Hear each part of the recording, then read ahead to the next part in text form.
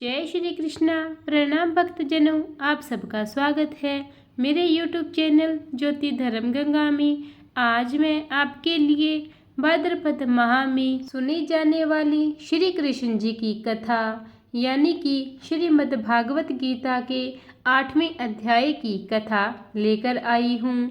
आज मैं आपको अक्षर ब्रह्म योग का वर्णन सुनाऊंगी। 7वें अध्याय में 1 से 3 श्लोक तक भगवान ने अर्जुन को सत्य स्वरूप का तत्व सुनाने के लिए सावधान कर उसे कहने की प्रतिज्ञा की। फिर उसे जानने वाले की प्रशंसा करके 27वें श्लोक तक उस तत्व को विभिन्न तरह से समझाकर उसे जानने के कारणों को भी अच्छी तरह से समझाया और आखिर में ब्रह्मा, अध्यात्म, कर्म, अधिभूत, अधिदेव और अधियज्ञ सहित भगवान ने समग्र स्वरूप को जानने वाले भक्तों की महिमा का वर्णन करके वह अध्याय समाप्त किया।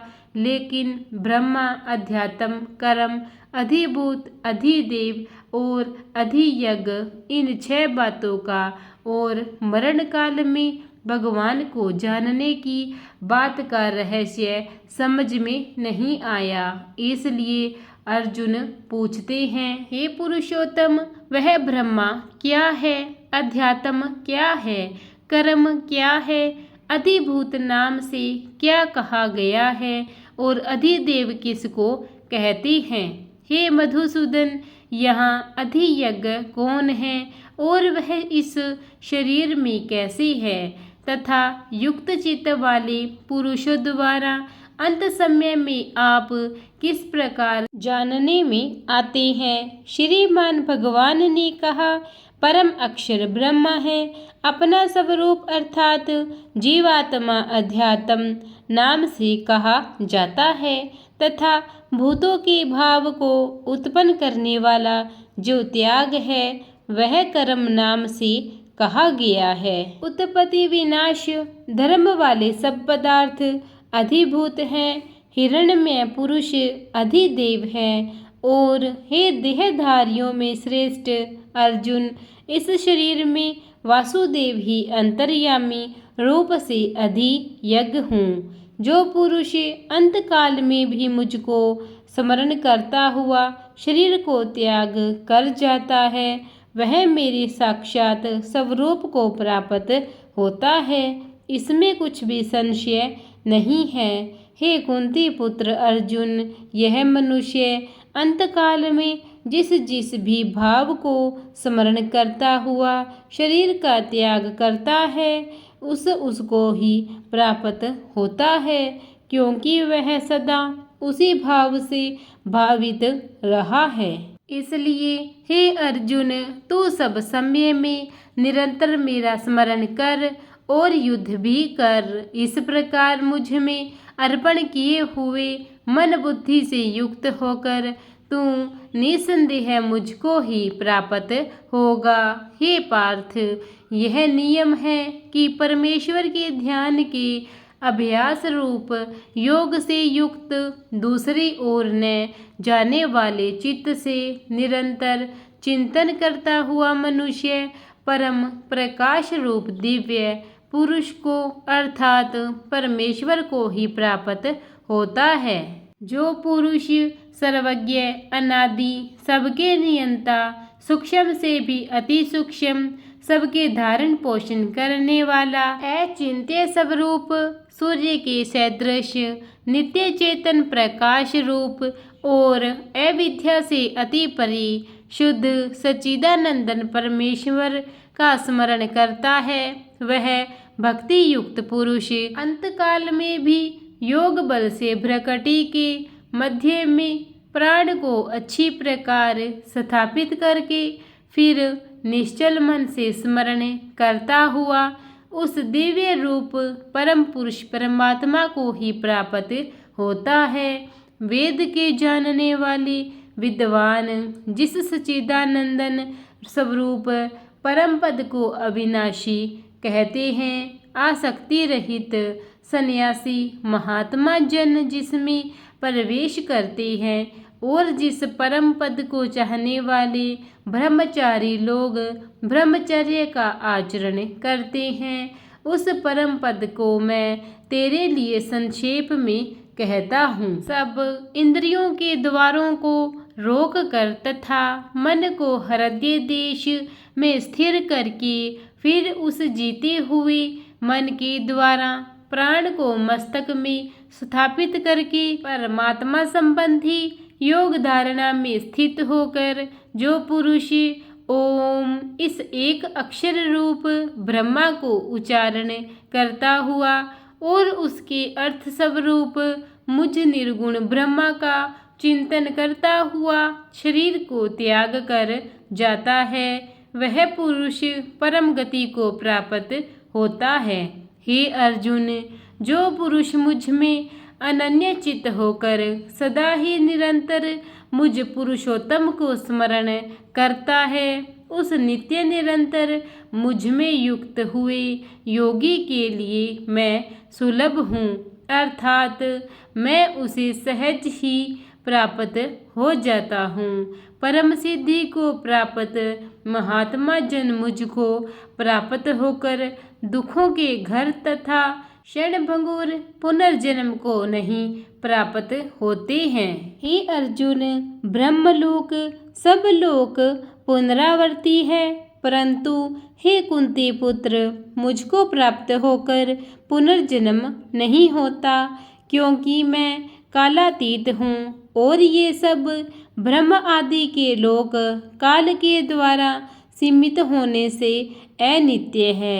ब्रह्म का जो एक दिन है उसको 1000 चतुर्युगी तक की अवधि वाला और रात्रि को भी 1000 चतुर्युगी तक की अवधि वाला जो पुरुष तत्व से जानते हैं वे योगी जन काल के तत्व को जानने वाले हैं। संपूर्ण चराचर भूतगण ब्रह्मा के दिन के प्रवेश काल में अव्यक्त से अर्थात ब्रह्मा के सूक्ष्म शरीर से उत्पन्न होते हैं और ब्रह्मा की रात्रि के प्रवेश काल में उस अव्यक्त नामक ब्रह्मा के सूक्ष्म शरीर में लीन हो जाते हैं।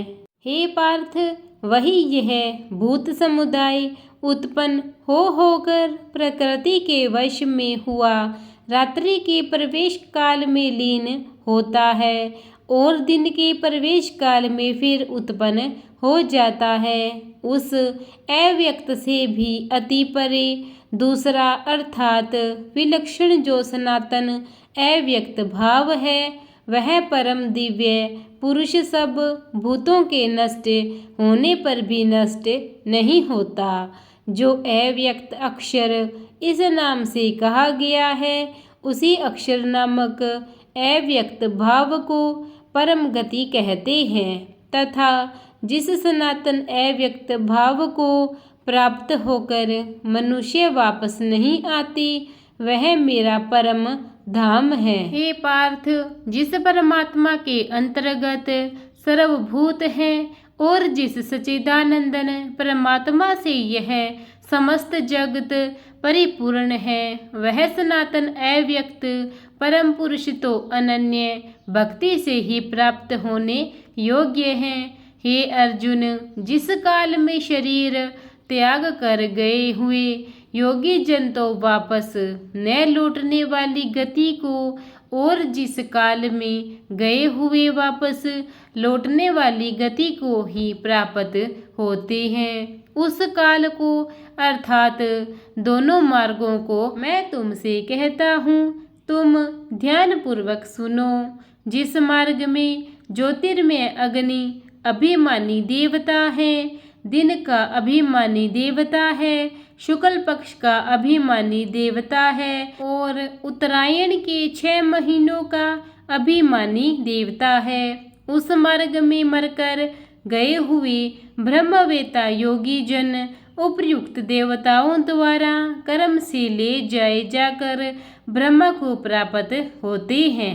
जिस मार्ग में धूमाभिमानी देवता है, रात्रि अभिमानी देवता है तथा कृष्ण पक्ष का अभिमानी देवता है और दक्षिणायन के 6 महीनों का अभिमानी देवता है। उस मार्ग में मरकर गया हुआ सकाम कर्म करने वाला योगी उपयुक्त देवताओं द्वारा कर्म से ले जाया हुआ चंद्रमा की ज्योति को प्राप्त होकर स्वर्ग में अपने शुभ कर्मों का फल भोग कर वापस आता है।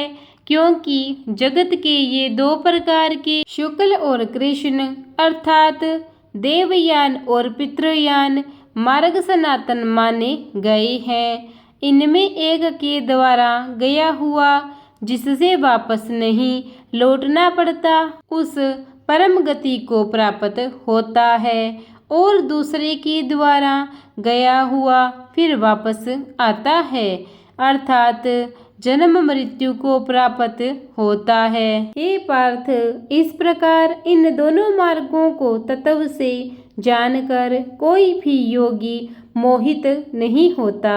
इस कारण हे अर्जुन, तू सब काल में समबुद्धि रूप योग से युक्त हो अर्थात निरंतर मेरी प्राप्ति के लिए साधन करने वाला हो। योगी पुरुष इस रहस्य को तत्व से जानकर वेदों के पढ़ने में तथा यज्ञ तप और दान आदि के करने में जो पुण्य फल कहा है उन सबको निसंदेह उल्लंघन कर जाता है और सनातन परम पद को प्राप्त होता है। इस प्रकार उपनिषद ब्रह्म विद्या तथा योग शास्त्र रूप श्रीमद् भागवत गीता के श्री कृष्ण अर्जुन संवाद में अक्षर ब्रह्म योग नामक 8वां अध्याय संपूर्ण हुआ। प्रेम से बोलिए जय श्री कृष्णा। प्रिय भक्तजनों, अगर आपको मेरा यह अध्याय अच्छा लगा हो तो इसे ज़्यादा से ज़्यादा लाइक और शेयर कीजिए और कमेंट में जय श्री कृष्णा अवश्य लिखिए। और अगर आप मेरे चैनल पर नए हैं, आपने अब तक मेरे चैनल को सब्सक्राइब नहीं किया है तो कृपया करके उसे सब्सक्राइब कीजिए और बेल आइकन दबा दीजिए ताकि नित्य मेरी सभी कथाएं और उनके नोटिफिकेशन आपको सबसे पहले मिलते रहें। धन्यवाद।